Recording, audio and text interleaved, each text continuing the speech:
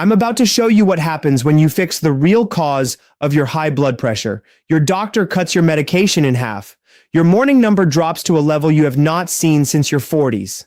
And the headaches, the fatigue, the waking up 3 times a night to use the bathroom, all of it starts to fade in 30 days. The real cause has nothing to do with salt. It has nothing to do with stress. It has nothing to do with your age or your family history. It is one single thing happening inside your body right now that your doctor has never tested for. And it explains why your medication helps but never fully fixes the problem. But before I tell you what it is, let me give you something you can use tonight. Go to your kitchen, find the orange juice in your refrigerator or the apple juice, the one you drink every morning because you were told fruit juice is healthy.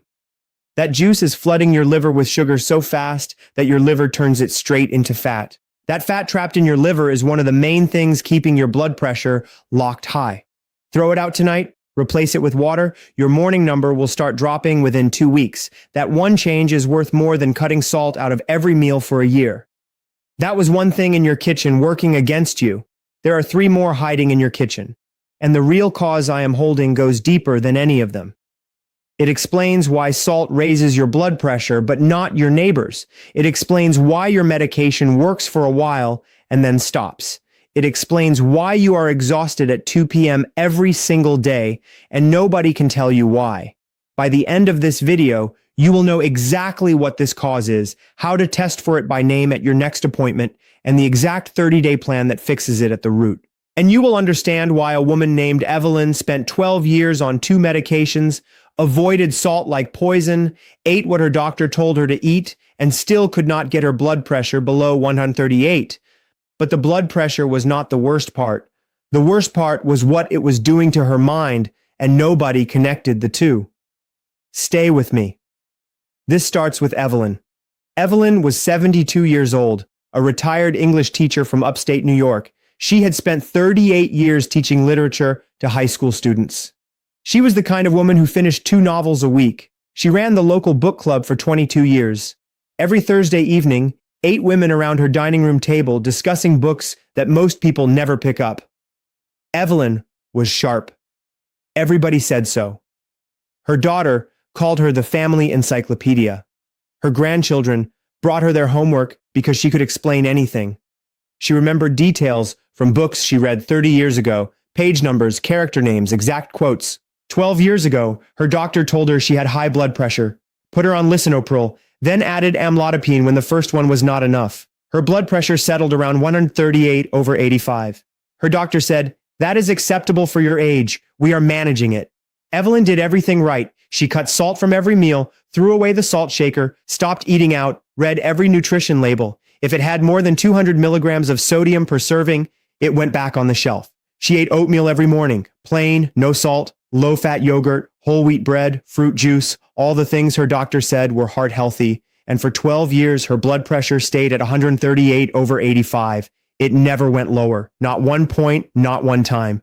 But something else was happening. Something that crept in so slowly that Evelyn blamed it on aging. Something she never mentioned to her doctor because she thought it had nothing to do with blood pressure. She was losing her mind, not dramatically. Not in the way that sends you to a brain doctor. In the quiet way that makes you put down a book after 3 pages because you cannot follow the story.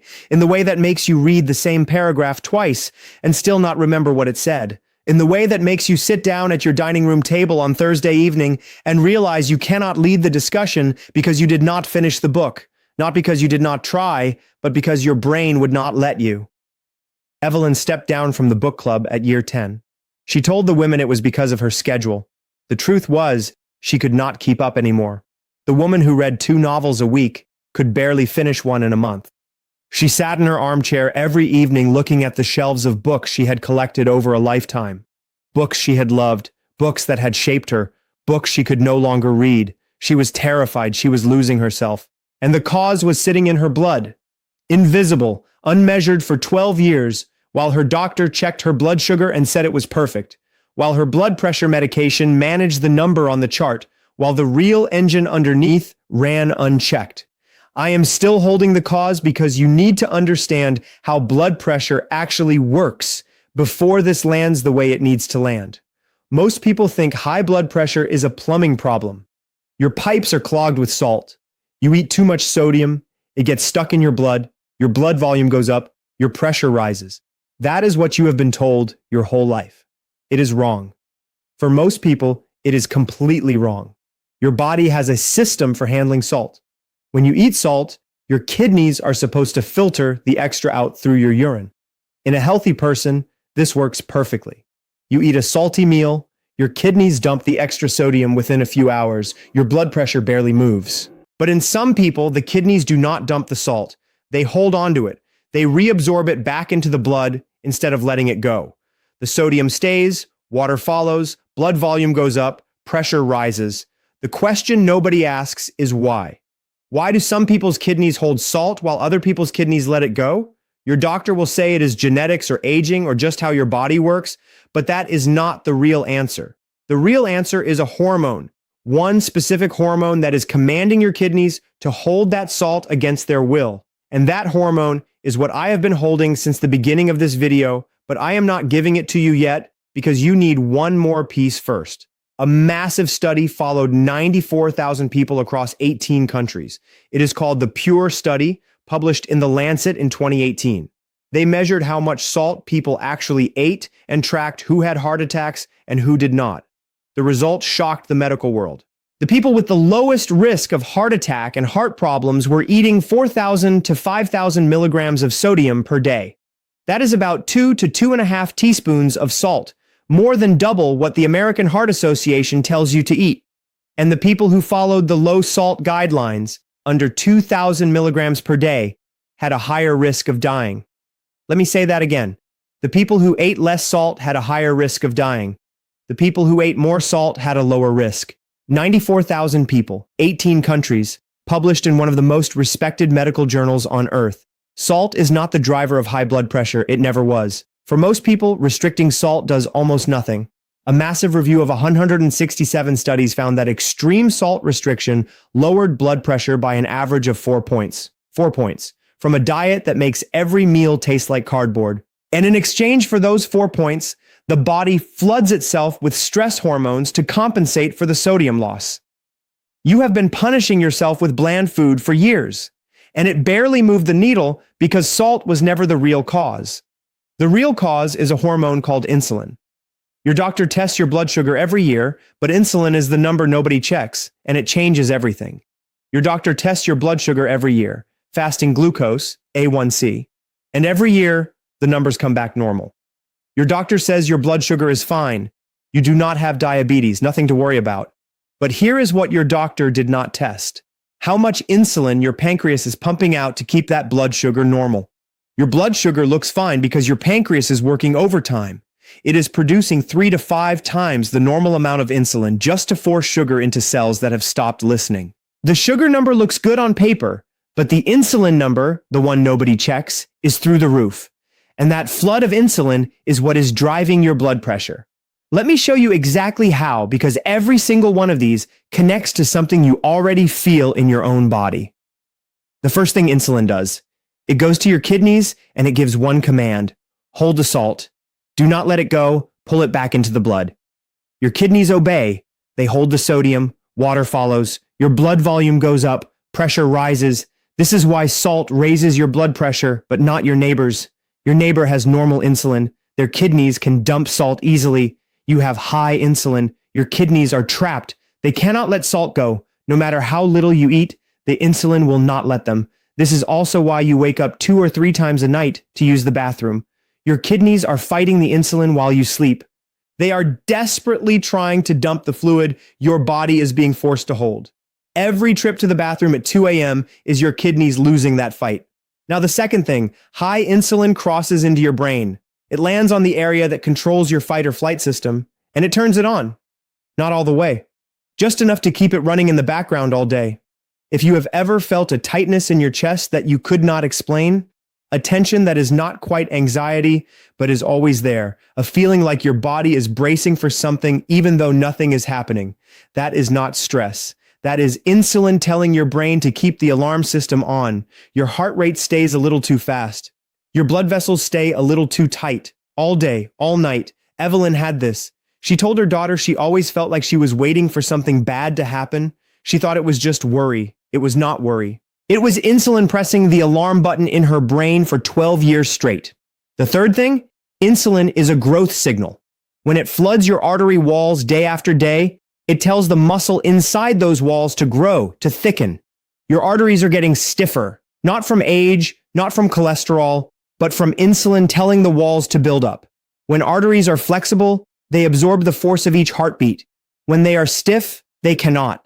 The full force of every heartbeat slams straight into your blood vessels. The top number climbs. This is why your top number keeps going up while your bottom number stays about the same. The arteries have lost their ability to absorb the hit. The fourth thing, your arteries are supposed to make a relaxation signal, a tiny burst of gas that tells the artery walls to open up and let blood through. Insulin shuts down the system that makes this gas. Your arteries lose the ability to relax on their own. They are stuck in a permanent clench. One hormone doing four things at once: filling your body with extra fluid, keeping your alarm system on, thickening your artery walls, shutting off the signal that tells them to relax. And none of this shows up on a standard blood test because your doctor tests blood sugar, not insulin. Evelyn's fasting glucose was 94 for 12 years, normal. Her doctor never tested her insulin. If he had, the number would have told the whole story. But nobody ordered the test because the sugar looked fine. And here's why this gets worse after 60. Your muscles are the main place your body stores sugar. When you eat a bowl of oatmeal at age 40, your muscles absorb most of that sugar easily. Your pancreas barely has to work. But after 60, you start losing muscle. Every year, a little more disappears. The places that used to absorb sugar shrink. The same bowl of oatmeal you ate at 40 now overwhelms your smaller muscles at 65.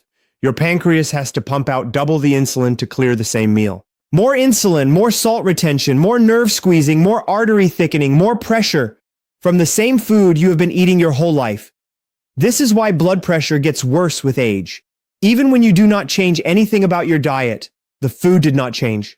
Your body's ability to handle it did, and this is why your medication helps, but never fully fixes it. Your blood pressure pill does one job: it lowers the pressure from the outside. A water pill forces your kidneys to dump fluid. But the high insulin is still commanding the kidneys to hold fluid. You are bailing water out of a boat while insulin is drilling a hole in the bottom. A calcium channel blocker forces the artery muscles to relax, but the high insulin is still telling those muscles to grow and thicken. You are prying the pipe open while insulin is turning it to stone. The medication fights the symptom, the insulin keeps producing the cause, and your doctor increases the dose. Evelyn was on 2 medications for 12 years. Her blood pressure never dropped below 138 because the insulin driving it was never addressed. Nobody tested it, nobody treated it, nobody even looked. And the insulin was not just raising her blood pressure, it was starving her brain. High insulin damages the tiniest blood vessels that feed your brain. It blocks the cleanup system that is supposed to clear out the toxic buildup between your brain cells. Research has linked high insulin to double the risk of mental decline and memory problems, completely separate from diabetes. You do not need high blood sugar for insulin to destroy your brain. You just need high insulin. Evelyn's brain fog was not aging. It was not early dementia. It was her brain suffocating under 12 years of insulin that nobody measured. Now let me show you the other things working against you before I give you the plan. Because 3 more things in your daily routine are feeding this insulin flood every single day. I already showed you the fruit juice. Here are the other 3. The second thing working against you, the oatmeal. I know your doctor told you to eat it. The box says heart healthy. But instant oatmeal turns into sugar in your blood almost as fast as candy. Eggs do not turn into sugar at all. 1 bowl of instant oatmeal at 8 a.m. triggers a massive insulin spike that locks your kidneys into salt-holding mode for the entire day, before you even take your blood pressure pill, before you even leave the kitchen. Evelyn ate plain oatmeal every morning for 12 years. She thought she was protecting her heart. She was feeding the exact hormone that was destroying it. Replace the oatmeal with 2 eggs, any style. Your kidneys will thank you by morning. The third thing working against you, the late night snack. Crackers before bed, toast, a bowl of cereal, anything starchy or sugary eaten after 7 p.m. When you eat starchy or sugary food before sleep, your insulin spikes while you are unconscious. High insulin overnight keeps your emergency nervous system running. Your blood pressure cannot drop the way it is supposed to during sleep. The healthy overnight dip that your heart depends on for recovery never happens. You wake up exhausted. Your morning blood pressure is high and nobody connects it to the crackers you ate at 9 p.m. Stop eating after 7 p.m. Within 3 to 5 nights, your overnight blood pressure will start dipping the way it should. The fourth thing working against you, the fat-free yogurt. It is in your refrigerator right now with a health label on it. Fat-free strawberry yogurt has 19 grams of sugar per serving. And because the fat was stripped out, there is nothing to slow that sugar down. It hits your blood like a soda. Your pancreas dumps insulin. Your kidneys lock. Your pressure stays up.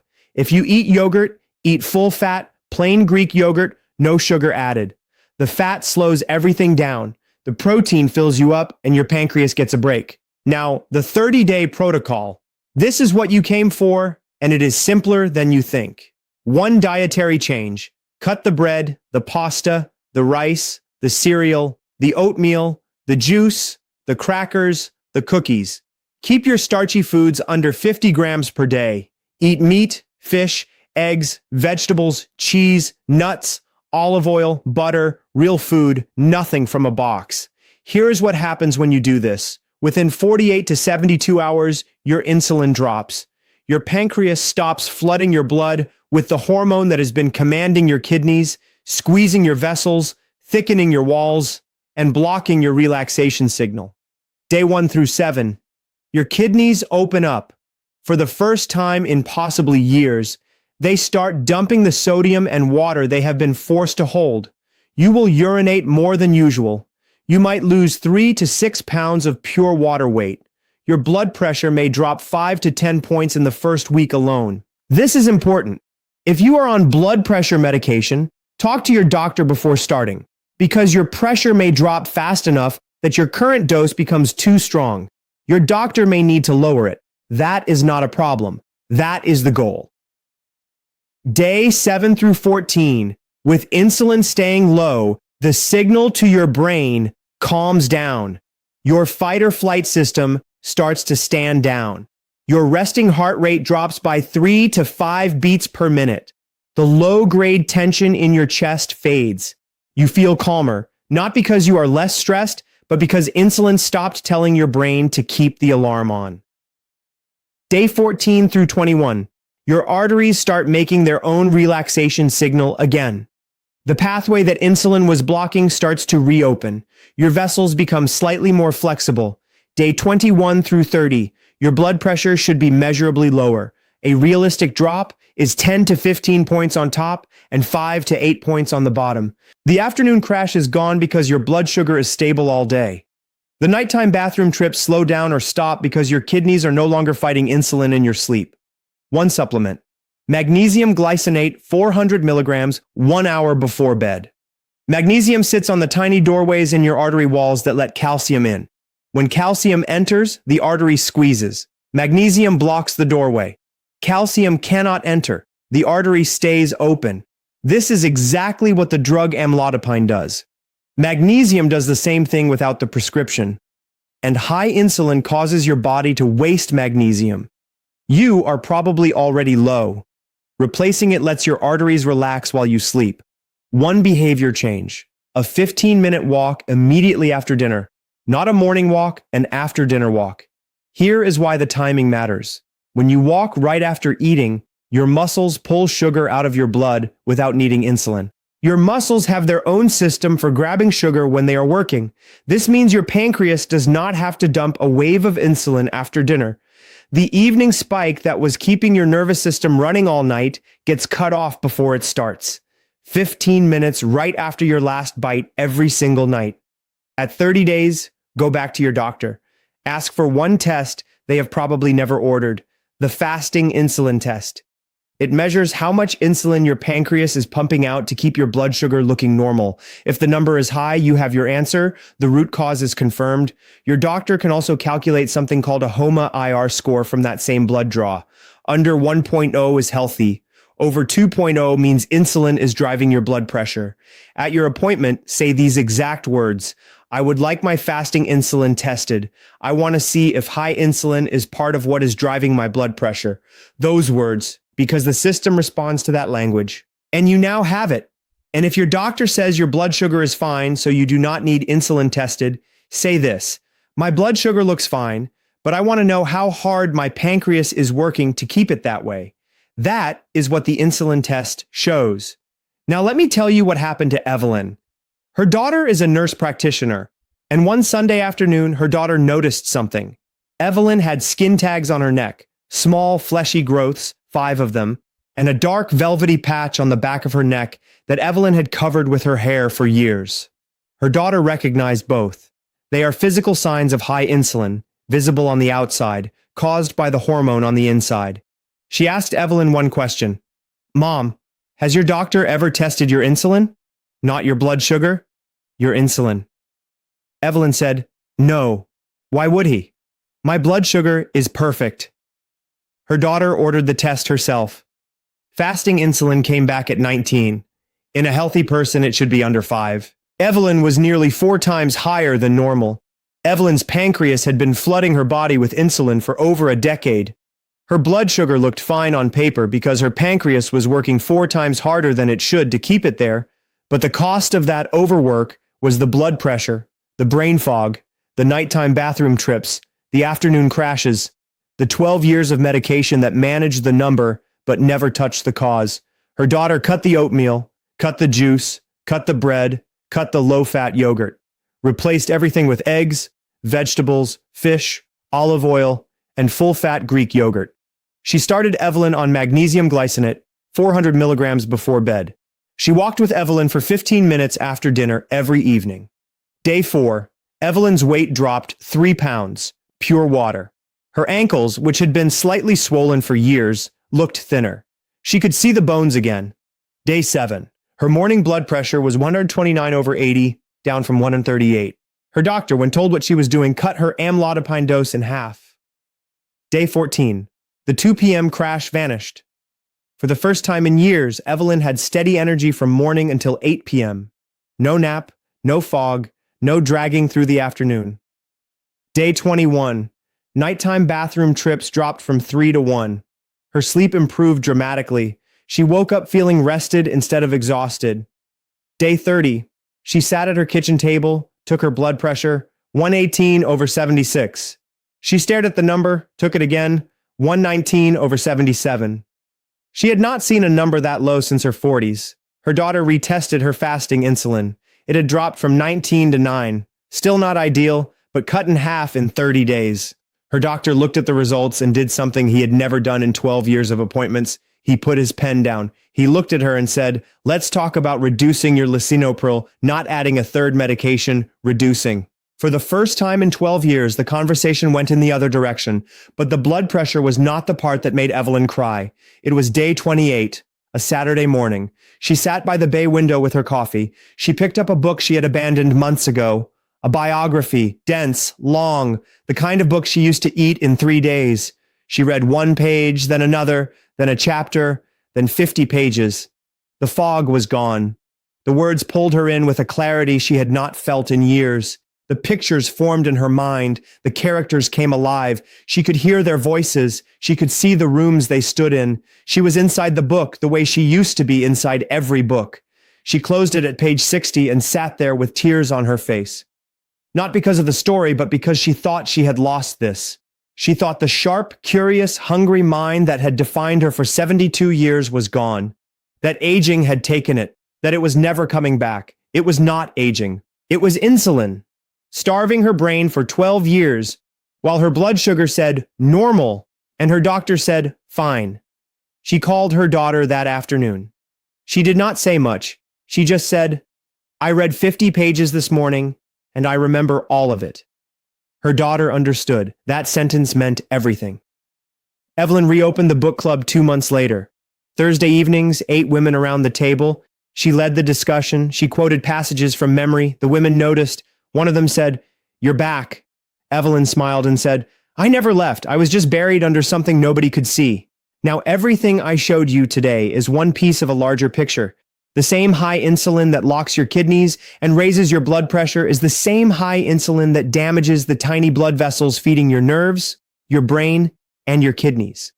It is the same hormone that blocks the cleanup system in your brain that prevents memory loss. It is the same thing that causes the afternoon crashes, the nighttime bathroom trips, the foot tingling, the brain fog. You do not have 5 separate problems. You have one root cause showing up in 5 different places. When you fix the insulin, you do not just lower a number on a monitor. You pull the plug on the engine that has been running damage through your entire body. Imagine 30 days from now, you sit in your doctor's office. She opens your chart. She sees the blood pressure. She sees the insulin number. She looks up and says 3 words your chart has never contained. This is improving. Your spouse notices you are not exhausted at 2 p.m. Your grandchildren notice you can keep up after dinner. You sleep through the night for the first time in years. You pick up a book and finish it. One subscriber told me his doctor called him to come in early, not because something was wrong, but because the doctor wanted to understand what changed. He said that phone call was the proudest moment of his year. Another told me her husband cried when he saw her morning number. He had been scared for years. He finally believed she was going to be okay. That is what happens when you stop managing the symptom and fix the cause. The blood pressure protocol is my ebook. It covers the full picture. The insulin, the blood pressure, the brain, the nerves, the kidneys. Because in seniors, these are not 5 separate problems. They are one engine. I do not sell it on this channel. The only way to get it is through my newsletter, Senior Health Life Daily. Free to join. Link in the description. Every morning, I send you one thing that does not fit in these videos. When you join, you get a welcome email. Reply to it. Tell me how long you have been on blood pressure medication and what your morning number was today. I read every reply, and I will tell you if the protocol is right for your situation. If this video helped you understand why your blood pressure stays high, even when you do everything right, I need one thing. Comment below. Tell me how many years you have been on medication, and tell me if your doctor has ever tested your insulin, not your blood sugar, your insulin, yes or no. I want to see how many of you have been treated for 12 years without anyone checking the one number that explains everything. Share this with someone whose blood pressure will not come down, someone who avoids salt and wonders why nothing changes, someone who is exhausted every afternoon and wakes up 3 times a night and thinks it is just aging. Send them this video tonight. Now, click the video on your screen. It is called, If You Have High Blood Pressure, Eat These 7 Foods Every Morning. 7 foods that force your blood vessels to open. One of them works in 90 minutes. Click now, and I will see you there.